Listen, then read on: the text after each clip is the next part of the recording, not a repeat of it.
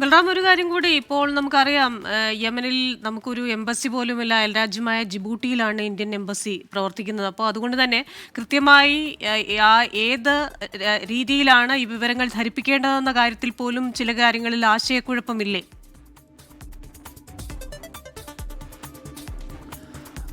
Christina, ഈ വിഷയത്തിൽ ഏറ്റവും വലിയ പ്രതിസന്ധി നിമിഷപ്രിയ കേസിനെ സംബന്ധിച്ചിടത്തോളം നിലനിൽക്കുന്നത് ഇന്ത്യയും യമനും തമ്മിലുള്ള നയതന്ത്ര ബന്ധം നിലവിലില്ല എന്നുള്ളത് തന്നെയാണ്. അതുകൊണ്ട് തന്നെ ഔപചാരികമായുള്ള ആശയവിനിമയങ്ങൾക്ക് ഏറെ പരിമിതികൾ നേരിടുന്നു. മറ്റ് രാജ്യങ്ങളെ ആശ്രയിക്കേണ്ട സാഹചര്യമുണ്ടാകുന്നു. ഇന്ത്യക്ക് എംബസി പോലും ഇല്ലാത്ത രാജ്യമാണ് യമൻ നിലവിൽ. അതുകൊണ്ട് തന്നെ സൗദി അറേബ്യ കേന്ദ്രീകരിച്ചും ഇറാനുമായി ബന്ധപ്പെട്ടുമാണ് ഈ വിഷയത്തിൽ ഉള്ള ചർച്ചകൾ പുരോഗമിച്ചുകൊണ്ടിരിക്കുന്നത്. ഇറാൻ ഈ വിഷയത്തിൽ ഇടപെടാം, മനുഷ്യത്വം മുൻനിർത്തി എന്ന് അറിയിച്ചിരുന്നതാണ്. അതിനായുള്ള ചർച്ചകൾ ആരംഭിച്ചു കഴിഞ്ഞതുമായാണ് വിവരം. എങ്കിൽ പോലും ഒരു അസ്ഥിര ഭരണകൂടം നിലനിൽക്കുന്ന യമനിൽ എന്നുള്ളത് തന്നെയാണ് ഈ ചർച്ചകൾക്ക് ഏറെ പ്രതിബന്ധങ്ങൾ സൃഷ്ടിക്കുന്നതും. ഇത് തന്നെയാണ് നിമിഷപ്രിയ ഈ കേസിനെ സംബന്ധിച്ചിടത്തോളം ഈ ഘട്ടത്തിലും കേന്ദ്ര സർക്കാരിൻ്റെ നിസ്സഹായ അവസ്ഥ അല്ലെങ്കിൽ ഈ വിഷയത്തിൽ ഇടപെടാനുള്ള പരിമിതികൾ വിശദീകരിക്കാൻ ഇടയാക്കിയിരിക്കുന്നത്.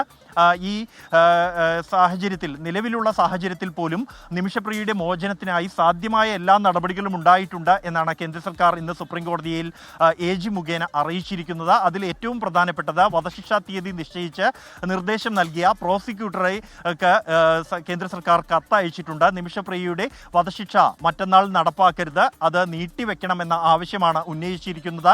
കാരണമായി ചൂണ്ടിക്കാണിച്ചിരിക്കുന്നത് കൊല്ലപ്പെട്ട യമൻ പൗരൻ തലാലിൻ്റെ കുടുംബവുമായി ദയാധനം സംബന്ധിച്ചുള്ള ചർച്ചകൾ പുരോഗമിക്കുകയാണ്.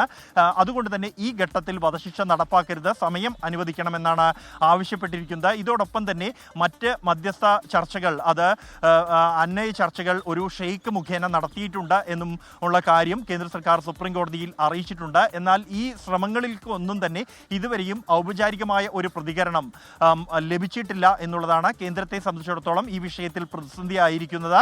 ഇക്കാര്യമാണ് സുപ്രീം കോടതിയിൽ കേന്ദ്ര സർക്കാർ ധരിപ്പിച്ചിരിക്കുന്നതും. എന്നാൽ നിമിഷപ്രിയയെ ജീവൻ രക്ഷിക്കാൻ ആവശ്യമായ എല്ലാ ശ്രമങ്ങളും കേന്ദ്ര സർക്കാരിന്റെ ഭാഗത്തു നിന്നും ഉണ്ടാകുമെന്ന ഉറപ്പും സുപ്രീം കോടതിയിൽ കേന്ദ്രം നൽകിയിട്ടുണ്ട്. അതിനായുള്ള തുടർ ശ്രമങ്ങൾ ഉണ്ടാകുമെന്ന് തന്നെയാണ് കേന്ദ്രം സുപ്രീം കോടതിയിൽ വ്യക്തമാക്കിയിരിക്കുന്നത്. നിമിഷപ്രിയയുടെ മോചനവുമായി ബന്ധപ്പെട്ട് ചെയ്യാവുന്ന കാര്യങ്ങളെല്ലാം ചെയ്തു കഴിഞ്ഞു. അതേസമയം കേന്ദ്ര സർക്കാരിന് വലിയ പരിമിതികളുണ്ട് എന്നാണ് ഇപ്പോൾ സുപ്രീം കോടതിയിൽ കേന്ദ്ര സർക്കാർ അറിയിച്ചിരിക്കുന്നത്. അതേസമയം പ്രോസിക്യൂട്ടർ നിമിഷപ്രിയയെ അറിയിച്ചിരിക്കുന്നത് വധശിക്ഷ 16-ാം തീയതി നടക്കുമെന്നാണ്. 48 മണിക്കൂറോളം മാത്രമാണ് ഇനി ബാക്കി നിൽക്കുന്നത്. എല്ലാ ശ്രമങ്ങളും എല്ലാ ഭാഗത്തു നിന്നും തുടരുകയാണ്.